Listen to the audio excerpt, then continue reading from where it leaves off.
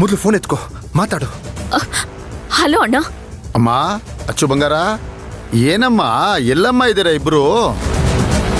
ಇಷ್ಟೊತ್ತಾದ್ರೂ ಬರ್ಲಿಲ್ವಲ್ರಪ್ಪ ನೀವು? Phone receive ಮಾಡ್ತಿಲ್ಲ. ಅಣ್ಣ, ಇನ್ನೊಂದು 20 ನಿಮಿಷದಲ್ಲಿ ಬಂದ್ಬಿಡ್ತೀವಿ.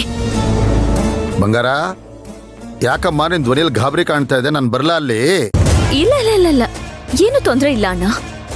20 ನಿಮಿಷ ಅಷ್ಟೇ ಬಂದ್ಬಿಡ್ತೀವಿ. ಓಕೆ ಸರಿ. ಅದು ಶುಭ ಮುಹೂರ್ತ ಮೀರೋಗ್ಬಿಡುತ್ತೆ. ಬೇಗ ಬಾ ಅಮ್ಮ, ಅಮೃತಗಳಿಗೆ ದಾಟೋಗ್ಬಿಡುತ್ತೆ. ಸರಿ ಅಣ್ಣ. ಸರಿ, ಬೇಗ ಬಾ. ಅವಳು ಏನು ಅಂತ ಹೇಳ್ತಾ ಇಲ್ಲ ಸುಮಾ. ಬರ್ತಾ ಇದ್ದೀವಿ ಅಂತಾಳೆ. ಬರ್ತಾಳೆ ರೀ. ನೀವ್ ಯಾಕೆ ಅವಳ ವಿಷಯದಲ್ಲಿ ಇಷ್ಟೊಂದು ಗಾಬರಿ ಆಗ್ತೀರಾ? ಚಿನ್ನು, ಅಣ್ಣಂಗಂತೂ ಏನು ಹೇಳೋ ಪರಿಸ್ಥಿತಿಲಿಲ್ಲ. ಏನಾದ್ರೂ ಹೇಳಿದ್ರೆ ಖಂಡಿತ ಟೆನ್ಷನ್ ಆಗ್ತಾರೆ. ಚಿನ್ನು, ಇವನೇ ನನ್ನ ಕಿಡ್ನಾಪ್ ಮಾಡಿದ್ದು. ಇವನಾ?